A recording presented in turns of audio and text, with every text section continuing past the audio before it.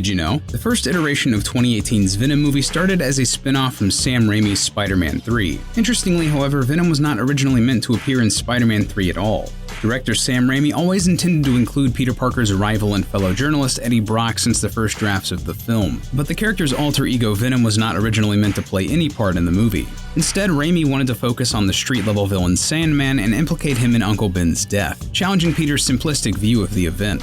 Ben Kingsley was also approached about playing the Vulture. However, while developing this version of the movie, Raimi was approached by producer Avi Arad. Arad felt that Raimi was more focused on using characters he was personally interested in rather than characters that fans actually wanted to see. As a result, the Vulture was dropped from the movie and Venom was added in his place. Raimi felt that this was a mistake because Venom was a character that generally lacked humanity. Raimi's instincts were correct, and both Spider-Man 3 and Venom's role in it were panned by both fans and critics. Raimi told the Nerdist podcast, "It's a movie that just doesn't work very well. I tried to make it work, but I didn't really believe in all the characters." Eddie Brock's role was expanded along with Venom's. He was given many traits typically seen in paparazzi or tabloid journalists, to contrast with Peter Parker's upstanding journalistic integrity.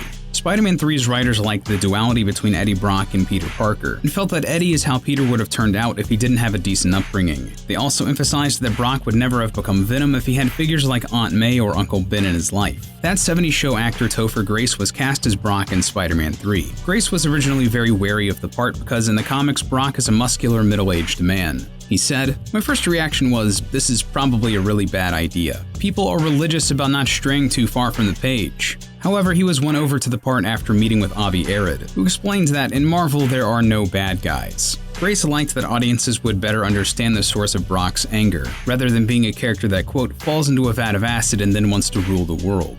Director Sam Raimi insisted that when it's not attached to anyone, the Venom symbiote should look completely alien. Specifically, Raimi wanted to avoid the symbiote looking like either a spider or an octopus. As a result, it was designed to look like a strange patchwork of tendrils, tubes, and appendages that dragged along the ground. Because of its alien, amorphous form, the symbiote was originally animated procedurally through the use of a computer, instead of being animated by hand. However, this did not result in movement that felt as intelligent or menacing as Raimi wanted, so the symbiote was instead given to character animators. Two groups of animators were hired to achieve the look of the goo and the symbiote in the film. During the final battle, at least two animators were always on hand to add more goo or fine-tune the animation, emulating the feel of effects artist Ray Harryhausen. In the comics, both the black outfit that Spider-Man wears with the symbiote and Venom's design are smooth and sleek. However, while creating the suits for Spider-Man 3, the design team decided to give both versions webbing texture similar to the film's version of the Spider-Man suit. This was done partially because producer Grant Curtis was worried that having the symbiote suit have a clean design would make it seem like the symbiote had a fashion sense. Curtis felt that this might have been too much for audiences to believe, so the decision was made for the symbiote to engulf and emulate Spider-Man's suit instead. They then had the symbiote suit become twisted and mangled when attached to Eddie Brock,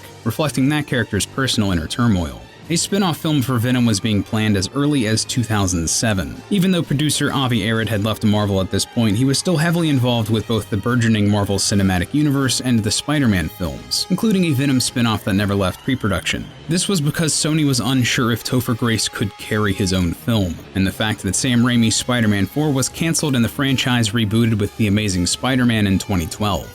Sony began workshopping other versions of this spin-off, including one written by Paul Wernick and Rhett Reese. This Venom was more realistic and grounded, featuring a darker iteration of the character that would jump from host to host, bringing out their violent tendencies. This version also never made it past the scriptwriting stage. Another Venom spin-off linked to the Amazing Spider-Man films was also put into pre-production after the success of the Marvel Cinematic Universe, but never came to be. In 2015, Sony and Marvel announced that the two studios had reached an agreement to include Spider-Man in the Marvel Cinematic Universe. Later in 2016, Sony also began developing a new Venom standalone film starring Tom Hardy. There was some confusion as to whether or not this film would also take place in the Marvel Cinematic Universe, however. Marvel Studios president Kevin Feige insisted that Spider-Man Homecoming was the only film that the two studios were working on together at the time. Spider-Man producer Amy Pascal, however, explained that Sony intended for Venom and the other spin-offs to take place in the same world as Spider-Man Homecoming, and suggested that Tom Holland could cameo as Peter Parker in some of these films. Still, Marvel Studios had nothing to do with the production of this new Venom film.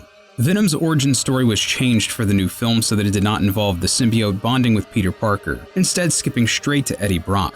Designing this version of the character was challenging because the production team felt that they could not take certain parts of Venom's costume from the comics that were inspired by Spider-Man. Having the spider symbol on Venom's chest, for example, would make no sense for this version of the character. Instead, the symbol was removed and replaced with pronounced white veins running all through Venom's body. Venom co-creator and artist Todd McFarlane liked the redesign of the character but did offer some potential tweaks and changes on his social media. Tom Hardy plays both Eddie Brock and the Venom symbiote in the film. Many of the lines exchanged between the two characters were improvised by Hardy because he wanted the interactions between them to be organic. Many of them made it into the final cut, as the production staff agreed that these sort of lines weren't ones that could be easily written into a script. Hardy would often experiment with his performance, deciding to deliver lines in crazier ways or make his movements more erratic, just to see if any of them would work. Hardy had previous experience working on big-budget effects-heavy superhero films with The Dark Knight Rises, and this helped inform his performance for Venom. In particular, it allowed him to more easily work with the effects team because he already understood the process. Before most of the sequences that involved the Venom symbiote were filmed on professional-grade cinema cameras, they were also shot on what the production team called witness cameras. These were smaller, less expensive digital cameras that allowed the visual effects team to get a more complete idea of how Hardy would be moving. This, in turn, would let them more easily integrate Venom's tentacles onto Hardy's body, and fully encapsulate Eddie Brock and the symbiote when he's taken over. Tom Hardy is only 5'9", which created some challenges because Venom is a much taller character. In the comic books, his average height is approximately 7'6". To get Hardy to that height in sequences where he transformed into Venom, the production team built lifts that could raise Hardy off the ground in real time. Still, sometimes the actors he was working with would have to kneel or bend down to create the full illusion of a height difference. Did you also know that Marvel let Insomniac Games turn whatever franchise they wanted into a game, and that Insomniac chose Spider-Man? Or that early Spider-Man games were censored? For more facts, check out the Did You Know Gaming video on Spider-Man games. And if you want more Marvel, you should also check out our last video on Black Panther.